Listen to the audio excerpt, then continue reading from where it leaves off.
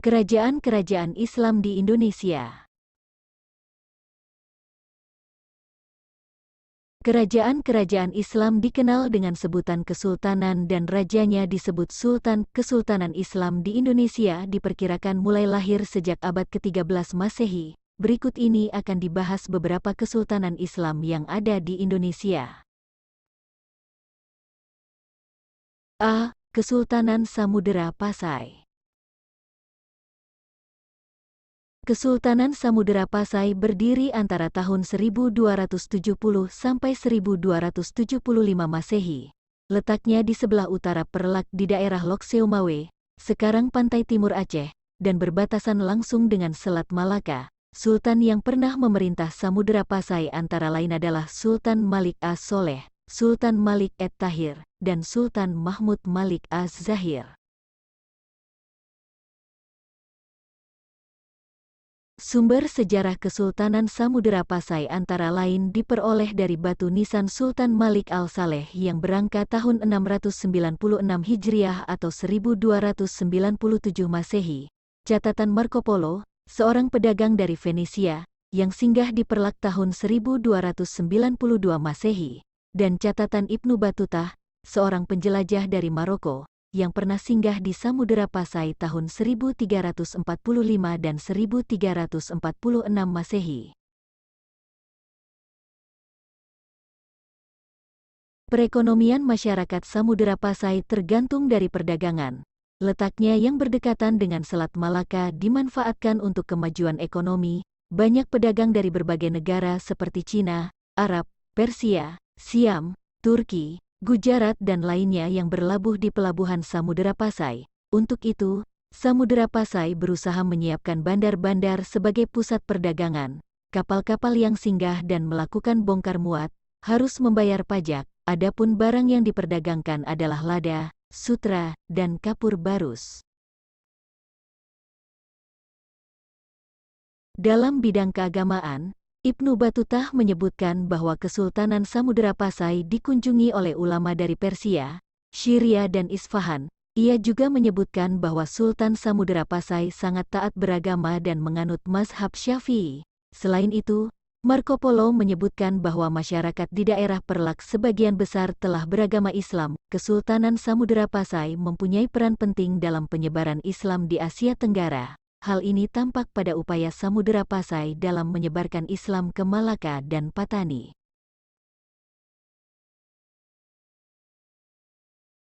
Pada tahun 1521 Masehi, Kesultanan Samudera Pasai dikuasai oleh Portugis. Kemudian pada tahun 1524 Masehi dikuasai oleh Sultan Ali Mugayyad Shah dari Kesultanan Aceh Darussalam. Sejak itu Samudera Pasai berada di bawah kekuasaan Kesultanan Aceh Darussalam. B. Kesultanan Aceh Darussalam. Kesultanan Aceh didirikan pada tahun 1513 Masehi oleh Sultan Ali Mugayyad Shah. Berdasarkan berita Portugis, Kesultanan Aceh Darussalam di bawah pimpinan Sultan Ali Mugayyad Shah berhasil memasukkan kerajaan Dayak ke dalam kekuasaan Aceh Darussalam pada tahun 1520 Masehi. Kemudian Pedir dan Samudera Pasai ditaklukkan pada tahun 1524 Masehi. Kesultanan Aceh Darussalam menyerang kapal Portugis di bawah komandan Simão de Souza Galvão di Bandar Aceh. Pada tahun 1529 Masehi Kerajaan Aceh mengadakan persiapan untuk menyerang Portugis di Malaka, tetapi tidak jadi karena Sultan Ali Mugayyad Shah wafat pada tahun 1530 Masehi. Perkembangan Kesultanan Aceh erat kaitannya dengan jatuhnya Malaka ke tangan Portugis. Sejak Malaka dikuasai Portugis, para pedagang Muslim menghindari Selat Malaka dan beralih menyusuri pesisir barat Sumatera, ke Selat Sunda, lalu terus ke timur Indonesia atau langsung ke Cina. Hal ini mendorong perekonomian masyarakat Aceh berkembang pesat dan menjadikan Aceh sebagai bandar transit lada dari Sumatera dan rempah-rempah dari Maluku. Untuk mempertahankan kedudukannya, Aceh membangun armada laut yang kuat dan menjalin hubungan dengan Kesultanan Islam di Timur Tengah seperti Turki Utsmani, Abesinia dan Mesir. Kesultanan Aceh mencapai puncak kejayaan pada masa pemerintahan Sultan Iskandar Muda yang memerintah tahun 1607 sampai 1636 Masehi. Kesultanan Aceh berhasil menguasai daerah-daerah di pesisir timur dan barat Sumatera, serta pesisir barat Semenanjung Melayu, seperti Johor dan Pahang. Pada tahun 1629 Masehi, Sultan Iskandar Muda berupaya merebut Malaka dari Portugis. Namun upayanya gagal karena kekuatan Portugis lebih unggul. Sultan Iskandar digantikan oleh Sultan Iskandar Thani yang memerintah tahun 1636 sampai 1641 Masehi. Pada masa pemerintahannya, kejayaan Kesultanan Aceh semakin meningkat. Namun, berbeda dengan pendahulunya, Sultan Iskandar Thani lebih mementingkan pengembangan di dalam negerinya. Pada masa ini bidang keagamaan berkembang yang didukung oleh kehadiran seorang ulama besar bernama Nuruddin Ar-Raniri. Sepeninggal Sultan Iskandar Thani, Aceh lambat laun mulai mengalami kemunduran. Meskipun demikian, Kesultanan Aceh dapat bertahan sampai awal abad ke-20 Masehi. C. Kesultanan Demak.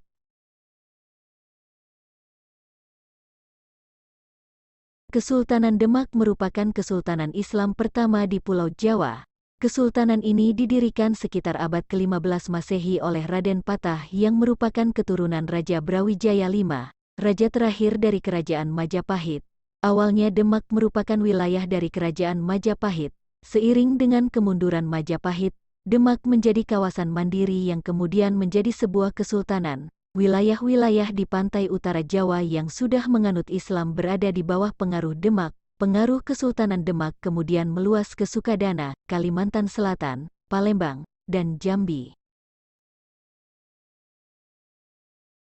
Kehidupan ekonomi masyarakat Demak bersumber pada pertanian, perdagangan dan pelayaran. Pengalihan jalur perdagangan setelah jatuhnya Malaka ke tangan Portugis membuat pelabuhan-pelabuhan di wilayah Kesultanan Demak seperti Jepara, Tuban, Sedayu, dan Gresik berkembang menjadi pelabuhan transito atau penghubung dengan daerah-daerah penghasil rempah-rempah. Pada tahun 1512 Masehi dan 1513 Masehi, Demak mengirim pasukan di bawah pimpinan Adipati Yunus untuk membebaskan Malaka dari kekuasaan Portugis dan menguasai perdagangan di Selat Malaka.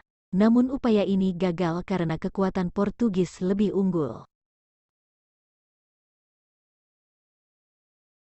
Dalam bidang keagamaan, Kesultanan Demak berperan sebagai pusat penyebaran agama Islam. Di Pulau Jawa, penyebaran Islam didukung oleh para wali yang dikenal dengan Wali Songo. Beberapa anggota Wali Songo berasal dari Demak, yaitu Sunan Kalijaga, Sunan Bonang, Sunan Kudus, dan Sunan Muria. Mereka berperan besar dalam penyebaran Islam di Jawa Tengah dan Jawa Timur.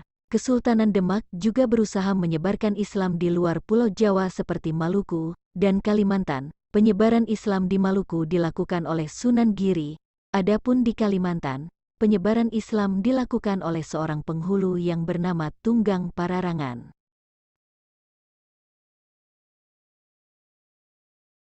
Kesultanan Demak mencapai puncak kejayaan pada masa pemerintahan Sultan Trenggana. Pada masa pemerintahannya, kekuasaan Demak meliputi sebagian Jawa Barat, Jayakarta, Jawa Tengah dan sebagian Jawa Timur. Penaklukan pesisir utara Jawa Barat dilakukan oleh Fatahillah yang turut merintis berdirinya Kesultanan Banten dan Cirebon.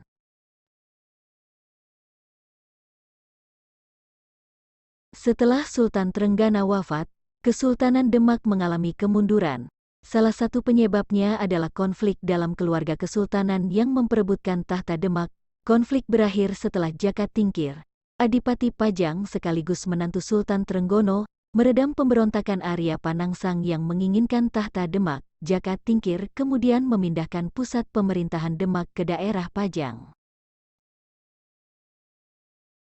D. Kesultanan Banten. Sebelum menjadi sebuah kesultanan, Banten sudah berkembang menjadi kota pelabuhan penting di bawah kekuasaan Kerajaan Sunda. Pada tahun 1526 Masehi, Fatahillah dari Kesultanan Demak berhasil merebut Banten dari Kerajaan Sunda. Perebutan kekuasaan ini terjadi disebabkan oleh adanya kerjasama politik dan ekonomi antara Kerajaan Sunda dan Portugis. Hal ini dianggap membahayakan kedudukan Kesultanan Demak setelah kegagalan Adipati Yunus mengusir Portugis dari Malaka. Fathahillah kemudian mendirikan benteng pertahanan yang bernama Surosowan yang kelak menjadi pusat pemerintahan Kesultanan Banten.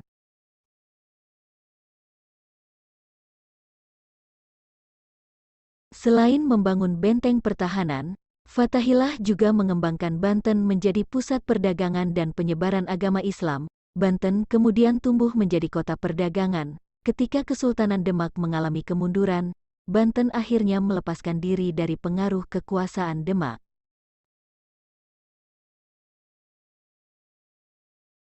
Kesultanan Banten mencapai puncak kejayaan pada masa pemerintahan Sultan Ageng Tirtayasa tahun 1651 sampai 1682.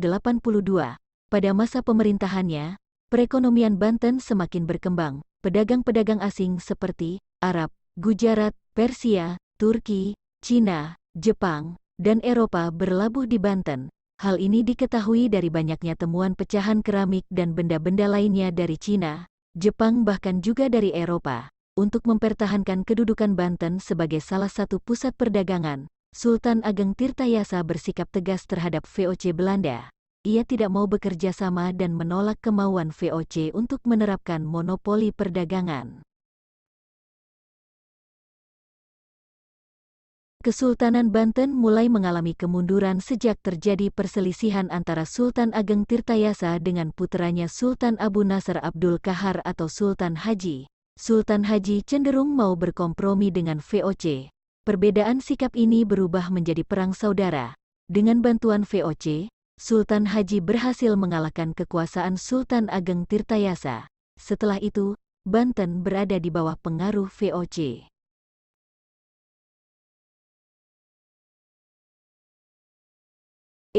Kesultanan Makassar, Goa Talo. Kesultanan Makassar merupakan kesultanan Islam yang terletak di Sulawesi Selatan. Kesultanan Makassar berawal dari Kerajaan Goa dan Kerajaan Talo. Kedua kerajaan ini kemudian bergabung menjadi satu di bawah pimpinan Raja Goa. Adapun Raja Talo menjadi Mangkubumi. Setelah menganut Islam, kerajaan tersebut menjadi Kesultanan Makassar.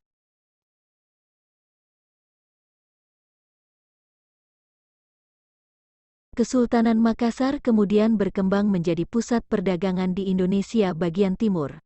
Hal ini disebabkan letak Makassar yang strategis dan menjadi bandar penghubung antara Malaka, Jawa, dan Maluku sehingga ramai dikunjungi pedagang-pedagang dari dalam dan luar negeri.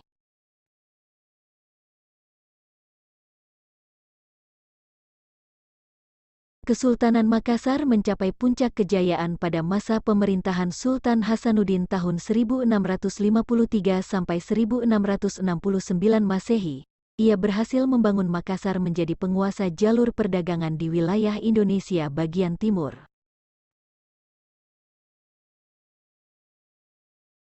Pada tahun 1660 Masehi, terjadi Perang Makassar. Perang ini disebabkan oleh persaingan antara Kesultanan Makassar dan Kerajaan Bon yang mendapat dukungan dari VOC Belanda. Selain itu, perilaku orang-orang Belanda yang menghalang-halangi pelaut Makassar membeli rempah-rempah dari Maluku dan mencoba ingin memonopoli perdagangan juga menjadi terjadi penyebab Perang Makassar. Dalam perang ini Kesultanan Makassar mengalami kekalahan dan terpaksa menandatangani perjanjian Bongaya yang sangat merugikan Kesultanan Makassar.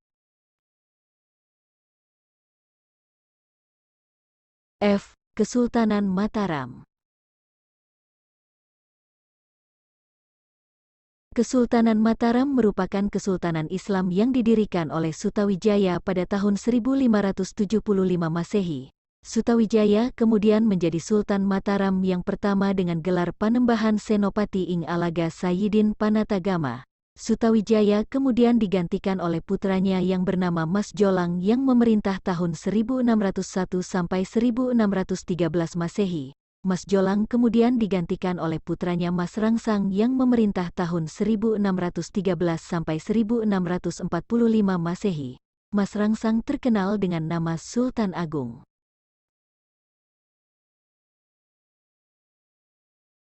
Pada masa pemerintahan Sultan Agung Kesultanan Mataram mencapai puncak kejayaan. Dalam bidang politik, Mataram berhasil memperluas kekuasaan ke berbagai daerah di Jawa Tengah, Jawa Timur, dan sebagian Jawa Barat termasuk Banten. Dalam bidang ekonomi, Mataram berkembang menjadi negara agraris. Hasil utamanya adalah beras. Selain itu, Mataram juga menghasilkan kayu, gula, kelapa, kapas, dan palawija. Dalam bidang kebudayaan, seni bangunan, ukir, dan lukis mengalami perkembangan. Hal ini terlihat dari gapura, istana, dan tempat ibadah peninggalan Kesultanan Mataram. Kebudayaan yang berkembang di Mataram merupakan perpaduan unsur-unsur budaya Islam dengan budaya Hindu Jawa, seperti perayaan sekaten dan upacara grebek.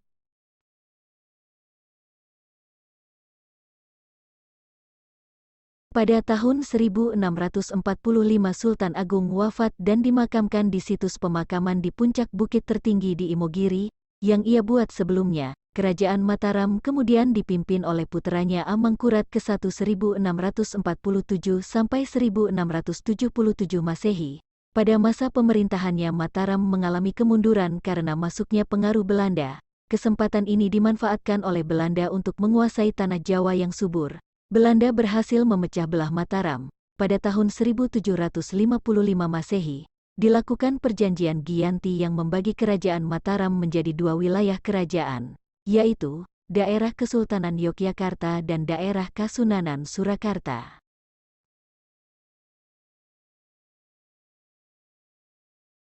G. Kesultanan Ternate dan Tidore.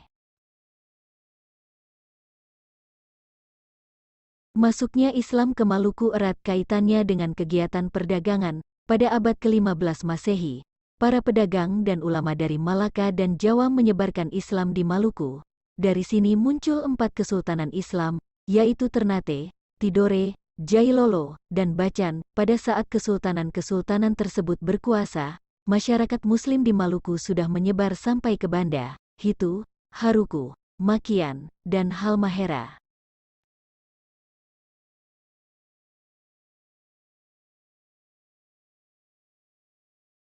Maluku terkenal sebagai daerah penghasil rempah-rempah seperti pala dan cengkeh dan menjadi pusat perdagangan. Di antara kesultanan yang ada, Ternate yang paling maju. Kesultanan Ternate kaya akan hasil rempah-rempah, sehingga menarik banyak pedagang. Kemajuan Ternate ternyata menyebabkan persaingan antar kesultanan di Maluku.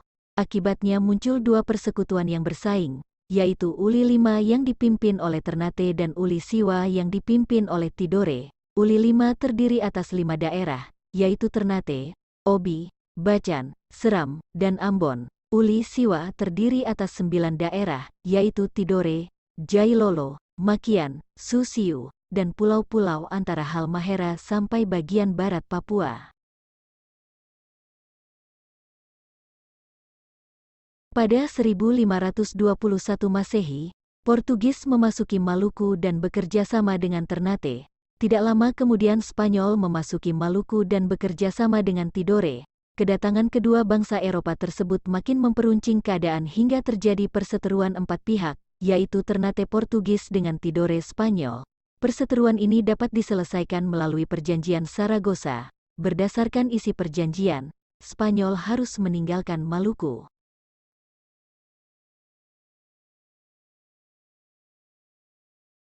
Setelah Spanyol pergi, Portugis berupaya menguasai Maluku. Upaya tersebut mendapat perlawanan dari rakyat Maluku. Sultan Hairun dari Ternate berusaha mengusir Portugis namun usahanya gagal. Perjuangan dilanjutkan oleh Sultan Babuloh. Pada tahun 1575 Masehi, benteng Portugis di Ternate direbut. Kemudian Portugis berhasil diusir dari bumi Maluku.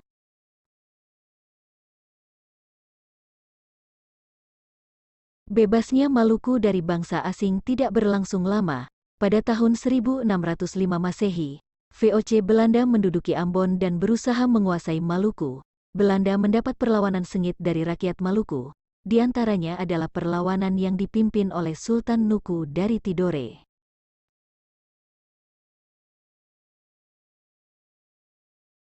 H. Kesultanan Banjar.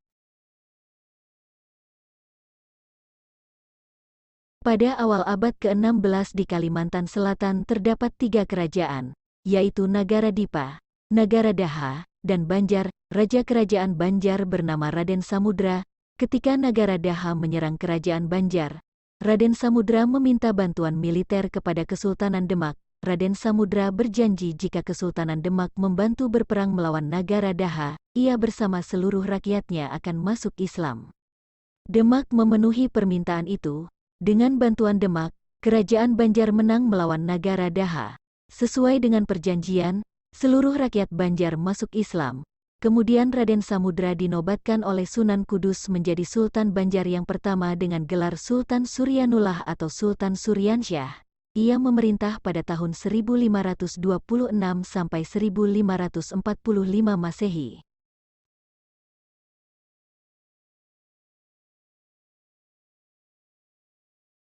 Kesultanan Banjar mengalami masa kejayaan pada awal abad ke-17 Masehi. Dalam bidang politik, Kesultanan Banjar berhasil menghimpun kekuatan militer yang kuat hingga mampu membendung pengaruh politik dari Tuban, Arosbaya, Madura, dan Mataram. Dalam bidang ekonomi, perdagangan Kesultanan Banjar menjadi maju dengan lada sebagai komoditas utama. Selain itu, Kesultanan Banjar juga memperoleh penghasilan dari cukai perdagangan karena letaknya yang strategis untuk jalur perdagangan. Dalam bidang keagamaan, lahir seorang ulama besar bernama Muhammad Arsyad Ibn Abdullah Al-Banjari. Beliau lahir di Martapura tahun 1710 Masehi.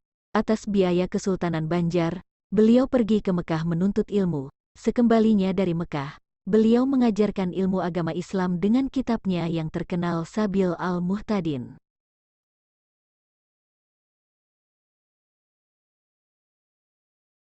Kesultanan Banjar mengalami kemunduran setelah masa pemerintahan Sultan Adam al-Wasik Billah tahun 1857 Masehi. Kemunduran ini disebabkan oleh campur tangan Belanda dalam pergantian Sultan-Sultan Banjar.